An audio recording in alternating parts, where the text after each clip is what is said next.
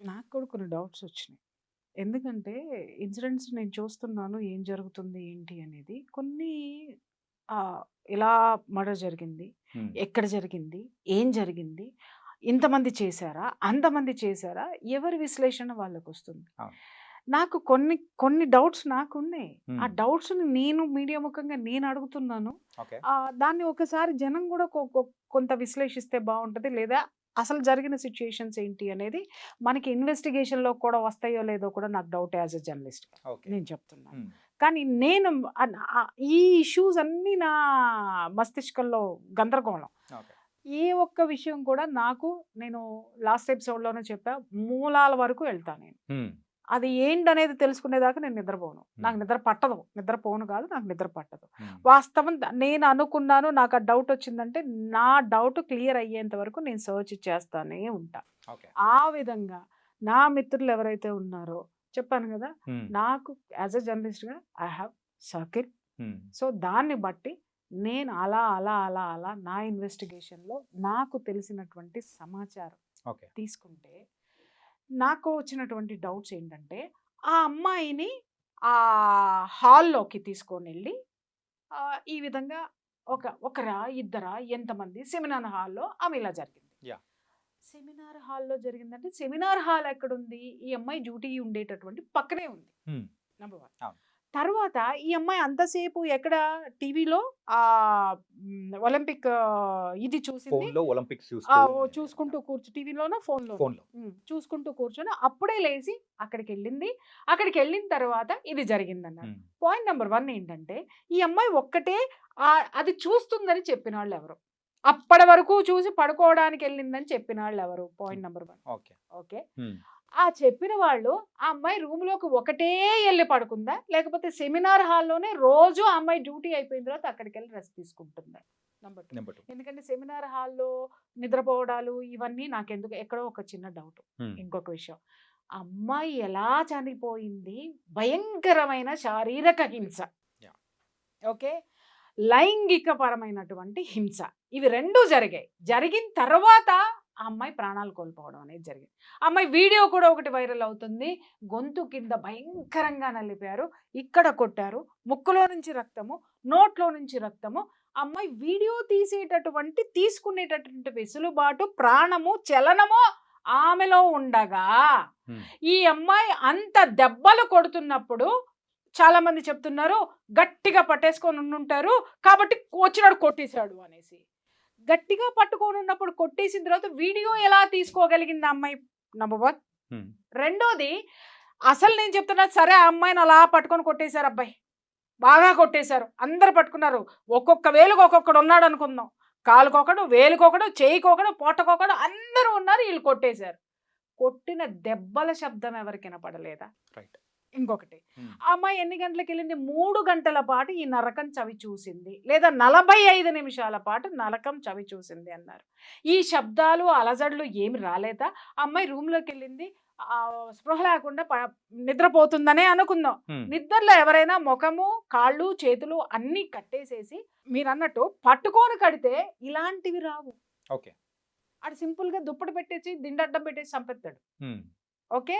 లేదా నోరు మూసేసి అత్యాచారం చేసేసి గొంతు నులిమేసి ఎళ్ళిపోతాడు. ఎప్పుడు బ్లీడింగ్‌లొస్తాయి? ఎప్పుడు కొట్టడం జరుగుతది? తప్పించుకోవడానికి ప్రయత్నించినప్పుడు మాత్రమే ఇంత భయంకరమైనటువంటి గాయాలవుతాయి. అవునా? యాహ్! కాదా? అవును. అంటే ఆ అమ్మాయి థ్రెటన్ చేసింది. థ్రెటన్ చేసినప్పుడు ఆ రూమ్‌లో వస్తువులేమి కదలలేదా? ఏమి ద బ ఇప్పుడు ఈ రూమ్‌లో ఉన్నావు. నేను పారిపోవాలి. లేదా నేను నిన్ను కొడుతున్నా. నువ్వు పారిపోవాలి. పారిపోయేటప్పుడు ఇది తగలదా? తగులుతుంది. ఆ!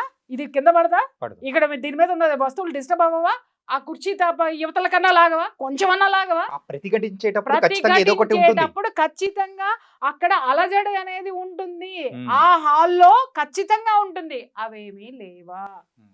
ఇంకొక పాయింట్‌కొచ్చిన తర్వాత అసలు ఆ అమ్మాయి అరవలేదు అనడానికి ఇక్కడ ఏ విధమైనటువంటి సాక్ష్యాధారాలు లేవు. అది నమ్మదగిందైతే మాత్రం కాదు. హ్మ్. ఎందుకు అనంటే ఆ అమ్మాయి మూతి మీద కొట్టారు.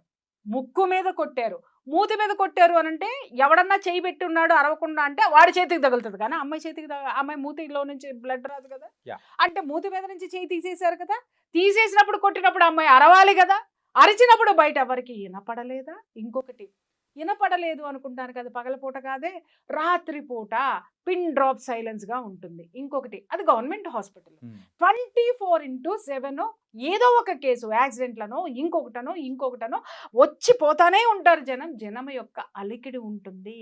ఈ అమ్మాయి డ్యూటీ చేస్తున్నటువంటి రూమ్ నుంచి ఆ యొక్క సెమినార్ హాల్ ఎంత దూరంలో ఉంది, ఆ అంత దూరంలో ఉన్నటువంటి సెమినార్ హాల్లో జరిగేటటువంటి ఈ యొక్క ఘర్షణ ఎవరి దృష్టికి రాలేదా? ఎవ్వరూ కూడా సెమినార్ హాల్లోకి ఈ అమ్మాయి వెళ్ళగలిగింది, మిగిలిన డాక్టర్స్కి ఎవరికి అలసట రాలేదా? వాళ్ళు నిద్రపోదామని అనుకోలేదా? ఆ ఏరియాకి ఎవరు రాకుండా కాపలా కాసింది ఎవరు? ఆ ఏరియాలో జరిగి ఉంటే. దీన్ని బట్టి ఇంకొక డౌట్ ఏమొస్తుందంటే, అసలు ఈ సంఘటన ఆ ఏరియాలోనే జరగలేదు అనుకుందాం, అసలు జరిగింది. నాకున్న ఇన్ఫర్మేషన్ ప్రకారము ఈ అమ్మాయి ఈ హాస్పిటల్లో జరుగుతున్నటువంటి ఆ యొక్క డ్రగ్స్ దందా కానివ్వండి, ఆ యొక్క సెక్స్ స్కాండల్ కానివ్వండి, ఆ యొక్క ఆర్గాన్స్ ట్రాఫికింగ్ కానివ్వండి, ప్రతి ఒక్క దాని గురించి కూడా ఈ అమ్మాయి ప్రతిఘటిస్తూ వస్తూ కూడా ఈ అమ్మాయి సహించలేక వీటిని ఎందుకు మనము అంటే ఆ అమ్మాయి ఆర్గాన్స్ ట్రాఫికింగ్ గురించి పక్కన పెడదామండి, ఓకే. ఇంకొకటి ఏంటి అని అంటే ఆ డ్రగ్స్ గురించి కూడా పక్కకు పెడదాం, ఈ అమ్మాయికి సంబంధం లేదు డ్రగ్స్ గురించి, కానీ సెక్స్ స్కాండల్ దగ్గర మాత్రం ఈ అమ్మాయికి ఏదో ఒక విధంగా ఎక్కడో ఒక చోట సెగ తగిలి ఉండాలి కదా. సెగ తగిలినప్పుడు ఈ అమ్మాయి ప్రతిఘటించేటటువంటి సిచ్యుయేషన్లో ఉండాలి కదా. ఆ సిచ్యుయేషన్స్ ఉన్నప్పుడు ఈ అమ్మాయి స్నేహితులతోటి ఎప్పటికప్పుడు డిస్కస్ చేస్తూనే ఉంది, దీన్ని నేను ఊరుకోను, దీన్ని పై లెవెల్కి తీసుకెళ్తాను, పై లెవెల్లో ఎవరు వినలేదు అని అంటే పత్రికలకి మీడియాకి నేను దీన్ని డిస్క్లోజ్ చేస్తాను అనేటటువంటి ఆ యొక్క డిస్కషన్ ఆ ఫ్రెండ్స్ మధ్య జరిగింది. కొన్నాళ్ళుగా జరుగుతూ ఉన్నప్పుడు ఈ అమ్మాయిని బెదిరించడానికి ఈ సంఘటనకి ముందు కొన్ని ఇన్సిడెంట్స్ జరిగాయి. ఏంటంటే ఆ అమ్మాయి కారు పగలగొట్టడము, లేకపోతే ఆ అమ్మాయి పోయేటప్పుడు ఇబ్బందులు కలగజేయడము, ఆ అమ్మాయికి డ్యూటీలు వేయడంలో మనం చెప్పాం కదా భయంకరమైనటువంటి సాడిజాన్ని చూపించడం అనేది జరిగింది. అండ్ ఈ అమ్మాయికి డైరీ రాసే అలవాటు ఉంది, ఆ డైరీ కూడా అంటే ఆ పేజెస్ ఏదో చింపారని కూడా ఒక వార్త అనేది కూడా ఇవన్నీ circulate వస్తాయి. అవుతూ ఉంది. ఎందుకంటే ఇప్పుడు సుప్రీంకోర్టు అన్ని సుమోటోగా కేసు తీసుకుంది కాబట్టి ఎంక్వైరీలో డెఫినెట్ గా ఇవన్నీ కనుకుంటావు. ఇక్కడ కీలకమైనటువంటి అంశం ఇది చూడండి. ఆ రోజు రాత్రి కూడా సెమినార్ హాల్లో ఏం జరిగింది, ఇక్కడ నాకు అందిన సమాచారం ఏంటంటే ఆ రోజు నైట్ ఇదే ఫ్రెండ్స్ తోటి కూర్చొని ఫ్రెండ్స్ ఆ అమ్మాయికి అమ్మాయి ఇంకా సహించేటటువంటి సిచ్యుయేషన్లో లేదు, బరస్ట్ అయ్యేటటువంటి సిచ్యుయేషన్లో ఉంది, ఓపెన్ చేయడానికి సిద్ధపడిపోయింది. ఎందుకంటే ఆ అమ్మాయిని ఈ విధంగా కూడా మానసికంగా కూడా హింసించేస్తున్నారు. అమ్మాయి కారు అద్దాలు పగలగొట్టడం కానివ్వండి, ఆ అమ్మాయిని డ్యూటీ చేయడం కానివ్వండి, ఇంకొక విధంగా పరోక్షంగా చాలా చేయొచ్చండి. ఇవన్నీ చేస్తుండే ఇంకా అమ్మాయి నా వల్ల కాదు, నేను ఎట్టి పరిస్థితుల్లో దీన్ని సహించే ప్రసక్తే లేదు, దీన్ని ఎక్కడ డిస్క్లోజ్ చేయాలో అక్కడ చేసేస్తాను అని చెప్పేసి అని పట్టుబట్టి కూర్చుంటే ఆ అమ్మాయిని కూర్చోబెట్టి ఫ్రెండ్స్ ఒక ముగ్గురు కూర్చొని డిస్కషన్ ముగ్గురు మధ్య జరిగింది. నువ్వు బయటికి వెళ్ళకు, నువ్వు చెప్పకు, నువ్వు చెయ్యకు అని. ఈ అమ్మాయి వినలేదు. కారణం ఏంటి అనంటే ఈ అమ్మాయి నేనే కాదు ఎంతో మంది ఉన్నారు, నేను ఎందుకు ఊరుకోవాలి, ఎందుకంటే ఈ అమ్మాయిలో పోరాడే నైజం ఉంది, ఎదుర్కొనే శక్తి ఉంది, దమ్ము ఉంది, ధైర్యం ఉంది. కాబట్టి ఆ యంగ్ బ్లడ్ నేను దీన్ని సహించను, దీన్ని డెఫినెట్గా నేను బయట పెట్టే తీరుతాను అని అనేసరికి ఆ ముగ్గురు మధ్య ఏదైతే డిస్కషన్ జరిగిందో దాంట్లో ఉన్నటువంటి ఒక అమ్మాయి యొక్క బాయ్ ఫ్రెండ్ ఈ డ్రగ్స్ దందాకి, సెక్స్ రాకెట్కి, ఈ ఆర్గాన్స్ ట్రాఫికింగ్కి సంబంధించినటువంటి పర్సన్. అప్పుడు ఈ అమ్మాయి ఇది ఇది ఏ విధంగానూ లొంగట్లేదు, ఏమి చేయట్లేదు, ఇది ఓపెన్ అయిపోతానంటుంది, ఇంకా మా వల్ల అయితే కాదు, మేము చెయ్యాల్సింది చేసాం, మీ కర్మ అని వదిలేసింది. అక్కడ నుంచి ఏం జరిగింది స్టోరీ అనేది బయటికి రావాల్సి ఉంది. ఈ అమ్మాయిని ఆ స్నేహితులు ఎక్కడికైనా రమ్మనమని చెప్పి మరే చోటకైనా తీసుకెళ్లారా? నేను అదే చెప్తున్నా. అప్పటి వరకు ఆ అమ్మాయి చూసుకుంటూ కూర్చోనుంది, వీడియోస్ చూసుకుంటూ కూర్చుందని చెప్పిన వాళ్ళు ఎవరు? సెమినార్ హాల్కి వెళ్ళి పడుకోంది అనే చెప్పిన వాళ్ళిద్దరిని కూర్చోబెట్టి మాట్లాడిస్తే అసలు హంతకులు, అసలు హిస్టరీ, సీన్ టు సీను, మొత్తం సీన్ ఆఫ్ ఎఫెన్స్ మొత్తము సుప్రీంకోర్టుకి వచ్చేస్తుంది, చేతిలో ఆ రిపోర్ట్ వచ్చేస్తుంది. అండ్ ఇంకొకటి ఏంటంటే వాళ్ళ డాడ్ చెప్పిన దాని ప్రకారము ఆ అమ్మాయి చనిపోయిన తర్వాత కూడా ఆ క్రిమేషన్ చేసే టైంలో కానీ ఆ రోజు మెయిన్గా చెస్ట్ డిపార్ట్‌మెంట్‌లో ఎవరైతే ఉన్నారో వాళ్ళ స్నేహితులు కానీ, ఎవరైనా కానీ వాళ్ళ తల్లిదండ్రులకు కూడా మినిమమ్ హ్మ్. సహకరించలేదంట. అదే చెప్తున్నాను కదండీ! మినిమమ్ అంటే మినిమమ్ కూడా సహకరించలేదంట. సహకరించలేదు అంటే ఎంత భయభ్రాంతులకు గురి చేశారు? లేదా ఈ అమ్మాయి మీద జరిగేటటువంటి దాడి ముందే అందరికీ తెలిసిపోయిందా?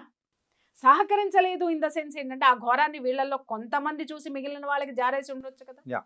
అంటే ఎవరో ఒకళ్ళు చూసారు. ఎవరో ఒక ఇద్దరు చూసారు. ఆడపిల్లలే చూసారు. లేదా మగపిల్లలు తోటి డాక్టర్స్ చూసారు. తోటి మెడికోస్ చూసారు. చూసిన తరువాత భయంతోటి సహకరించలేదు. ఇక్కడ మనము ఎవరిని అందరిని తప్పు అని అనొద్దు. లేకపోతే అందరిని ప్రాణభయం చాలా మందికుంటది. అక్కడ అకృత్యాలు ఎందుకు బయటికి రాలేదు ఇన్నాళ్ళు అనంటే ప్రాణభయంతోటి ఎవడు చెప్పలేదు. అవును. నాకెందుకులే అని ఉదాసీనతతోటి ఇంకొకడు. రైట్. నేను చదువుకొని బయటికెళ్ళిపోతే నా డిగ్రీ సర్టిఫికేట్ నాకొచ్చుదిలే అని లొంగిపోయిన లొంగనటువంటి అమ్మ, సర్టిఫికేట్లు తీసుకొని బయటికెళ్ళిపోయినటువంటి వాళ్ళు, నాకెందుకులే అనుకోని వెళ్ళిపోయినటువంటి వాళ్ళు, స్వార్థంతో వెళ్ళిపోయిన వాళ్ళు ఉండొచ్చు.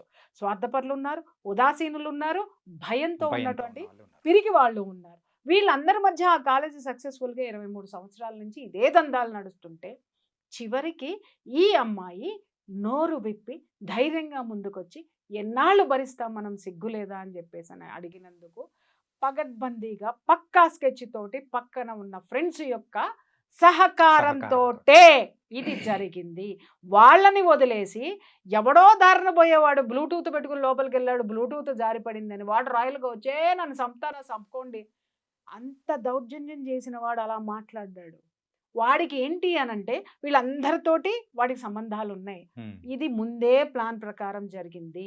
వాడిని "అరె! నువ్వు పోరా ముందు నువ్వు లోపలికి పోరా తర్వాత మేము బయటికి తీసుకొస్తాం" అన్నారు. ఎందుకంటే వాడికి కూడా ఆ జీవన పోరాటం అంతా కూడా ఏంటంటే లాటరీ అన్నమాట వాడికి. నలుగురు భార్యలు వాడిని వదిలేసిపోయారు. ఒక ఆవిడ చచ్చిపోయింది. ముగ్గురు పారిపోయారు. వాడు ఎక్కడో చోట ఏదో ఒక నీడన వాడు బ్రతకాలి. వాడికొక ఇది కావాలి కాబట్టి ఇలాంటి ఇంత నేర చరిత్ర ఉన్నవాడు కూడా పోలీసింగ్‌లో ఉన్నాడు అనంటే, ఇలాంటి వాటికి పనికొచ్చేటటువంటి వాళ్ళు ఉన్నారక్కడ. పెట్టుకున్నారక్కడ వాళ్ళని. సో, కాబట్టి ప్రభుత్వం మాదే. నేను ప్రభుత్వంలో ఉన్నాను. నా చుట్టూ వీళ్ళందరూ ఉన్నారు. వీళ్ళందరూ కాపాడతారు అనుకోని వాడు చెప్పినటువంటి విషయము ఇక్కడ జరిగింది. హ్మ్. అప్పుడెప్పుడో మనం ఒక సీన్ చూసాం. బావ కళ్ళల్లో ఆనందం చూడటానికి నేను చంపేసాను అనంగానే వాడెక్కడో చచ్చిపోయాడు చూసారా? హ్మ్. వాడికి సంబంధం లేదు. కానీ ఒకడు ఎట్లా బలైపోయాడు? యాహ్! ప్రలోభము. లేకపోతే వాత్సల్యము, ఫ్రెండ్‌షిప్ ఏదైనా ఉండొచ్చు. ఎ ఒక హంతకుడికి ఎప్పుడు కూడా పాపభీతి ఉంటుంది. ఒక హంతకుడికి ఎప్పుడు కూడా ప్రాణభయం ఉంటుంది. ఎంత కరడుగట్టిన వాడైనా సరే, ఎక్కడో ఒక చోట వాడి ఫేస్‌లో అది చేసిన దారుణానికి వాడికి సంబంధించినటువంటి ఛాయలు వాడి కళ్ళల్లో కనిపిస్తాయి. చాలా రేర్‌గా ఉంటాయి. నాకేంటి నేనెందుకు చేశాను పర్వర్టెడ్ నేచర్ ఉన్నటువంటి వాడిలో ఉంటాయి. వీడు పాల్గొనలేదా అనంటే వీడు భాగస్థుడే. యాహ్! చచ్చిపోయిన తర్వాత మానభంగం చేశాడో, బతికున్నప్పుడే మానభంగం చేశాడో, లేకపోతే అత్యాచారం చేశాడో, ఏం చేశాడనేది తర్వాత విషయము. బట్ వీడు అనేటటువంటి వాడు ఏంటి అనంటే దాంట్లో ఒక చిన్న ఆటలో అరటిపండు అంటారు చూసావా? హ్మ్. వాడు అలాంటి క్యారెక్టర్. కానీ స్కెచ్ ఏసింది మాత్రము ఈ అమ్మాయిని దొరకబట్టింది మాత్రము ఈ అమ్మాయి ఇంత భయంకరమైనటువంటి రాక్షసత్వానికి గురవ్వడానికి ఆ అమ్మాయి చుట్టూ ఉన్నటువంటి స్నేహితురాళ్ళు మాత్రమే. కావాలంటే రేపొద్దున ఇన్వెస్టిగేషన్‌లో ఇవన్నీ సుప్రీంకోర్టు, సీబీఐ నిగ్గుదేల్చాల్సినటువంటి విషయాలు. ఎందుకంటే ఒక ఆడపిల్ల చుట్టూ కనీసం పని చేసే దగ్గర ఫ్రెండ్స్ ఉంటారా అమ్మ? ఆడపిల్లలు ఉండరా? లేకుండా ఉన్నారా? ఉంటారు. ఖచ్చితంగా మగపిల్లలు ఉంటారు. లేరా? ఉంటారు. లేకుండా ఉన్నారా? ఈ స్నేహితులే కర్త, కర్మ, క్రియ. ఏది ఈ సంఘటన జరగడానికి. హ్మ్. చేసిన వాడెక్కడున్నాడు అనేది వాడు బయటకొస్తాడు. ఇంకొకటి మేజర్ ఏంటి అనంటే ఈ హాస్పిటల్ మొత్తం ఎవడి చేతిలో ఉంది? అది యొక్క ది గ్రేట్ కళానిధి మేనల్లుడి చేతిలో ఉంది. హ్మ్. కాబట్టి మేనత్త అక్కడ కూర్చున్నప్పుడు పరిపాలన మొత్తం వీడిదే కదా! ఎందుకంటే ఆవిడకి పిల్ల లేదు, పీసు లేదు, సంసారం లేదు. ఆ తర్వాత వారసుడిని నేనే అనుకున్నాడు. వాడు చేసుకుంటూ వచ్చాడు. సో, తిలా పాపం తలా పిడికెడు. ఇక్కడ ఒక ఆడపిల్లని భయంకరంగా పొట్టన పెట్టుకున్నది సాటి స్నేహితులే. ఇంకా ఇక్కడ ఒక కీలకమైనటువంటి విషయం నేను ప్రస్తావించాను. యాహ్! ఇలాంటి ఇష్యూస్ జరిగినప్పుడు ఆడపిల్లలు పేరెంట్స్‌కి చెప్పరా? ఆ అమ్మాయి అంతకు ముందే ఒత్తిళ్ళని ఎదుర్కొంది. అవును. మానసికంగా ఒత్తిళ్ళని ఎదుర్కొంది. పేరెంట్స్‌కి చెప్పలేదా అనే క్వెషన్ చాలా మందికి రావచ్చు. అలాగే మెడికోస్ కూడా పడుతున్నటువంటి మానసిక క్షోభ పేరెంట్స్‌కి చెప్పట్లేదా అంటే చాలామంది చెప్తారు. కానీ పేరెంట్స్కి కనిపించేది ఏంటి? రెండు, ఒకటి ఆ అమ్మాయి తెచ్చుకునే సర్టిఫికెట్, రెండోది వీళ్ళు కట్టినటువంటి డబ్బు, ఖర్చు పెడుతున్నటువంటి డబ్బు. అమ్మా కొంచెం నీకెందుకు, కళ్ళు మూసుకో, ఇంకొక సంవత్సరం అయితే అయిపోతుంది, ఇంకా 2 సంవత్సరాలు అయిపోతుంది, ఇంకొక, వీళ్ళు అనుకుంటున్నారు సంవత్సరానికి ఎన్ని వారాలు ఉన్నాయి? 52 వారాలు. 52 ఓకే, సంవత్సరం ఒకటే కానీ దాంట్లో 52 వారాలు ఉన్నాయి. ఎన్ని రోజులు ఉన్నాయి? 365 రోజులు ఉన్నాయి. ఎన్ని గంటలు ఉన్నాయి? 24 × 365 అవర్స్ ఉన్నాయి. 300 అంతకి ఇంటూ 60 సెకండ్స్ వేసుకోండి. సెకండ్కి ఈ బిడ్డ ఎంత నరకం అనుభవిస్తుంది అక్కడ అనేది పేరెంట్స్ తెలుసుకోవాల్సినటువంటి అవసరం ఉంది. ఇక్కడ చాలామంది పేరెంట్స్ అమాయకులు అనుకోవాలో, మూర్ఖులు అనుకోవాలో తెలియదు. డాక్టర్లు అనిపించేసుకోవాలి మా పిల్లలు, డాక్టర్స్ చదవటం తప్పని నేను అనట్లా. అక్కడ జరుగుతున్న వాటిని మీ పిల్లలు ఎప్పుడైతే చెప్పారో, చెప్తున్న తల్లులు చెంగు దోపి హాస్పిటల్కి వెళ్ళి చెడుగుడు ఆడుకోండి. నా బిడ్డకి ఇలా జరిగిందా, కొడకల్లారా సంపుతా మిమ్మల్ని, నరుకుతా మిమ్మల్ని అని ప్రతి తల్లి తిరగబడితే, పబ్లిక్ తిరగబడితే ఎవడు మాత్రం ఏ దాష్టికం చేస్తాడు చెప్పండి? నీకు వచ్చే స్టూడెంట్ యొక్క పేరెంట్సే ఒక దీని కింద ఉన్నారంటే, స్టూడెంట్సే లేకపోతే నీ కాలేజ్ ఎలా ఉంటుంది? చచ్చినట్టు నీకు అనుగుణంగా ఆ కాలేజ్ ఉంటుంది. బట్ ఇక్కడ ఎవరికి అనుగుణంగా ఎవరిని ఉంచారు అంటే, దౌర్జన్యాలకి, దుర్మార్గాలకి అనుగుణంగా జనమే అటువంటి దుర్మార్గుల చేతిలో పెట్టింది కాదా ఇదంతా? ఇదంతా తప్పెవరిది? ఇన్ని సంవత్సరాల మట్టి జరుగుతున్నటువంటి దుర్మార్గాల్ని చూసి ఉదాసీనంగా ఉన్నటువంటి సమాజానికి తప్పు కాదా? ఆ సమాజంలో కాలేజీకి పంపించేటటువంటి పేరెంట్స్ తప్పు కాదా? ప్రతిఘటించినటువంటి అక్కడ ఉన్న యువత తప్పు కాదా? అక్కడ ఉన్న పౌరుడి తప్పు కాదా? అందుకే అన్న తిలా పాపం తలా తలా పిరికెడు.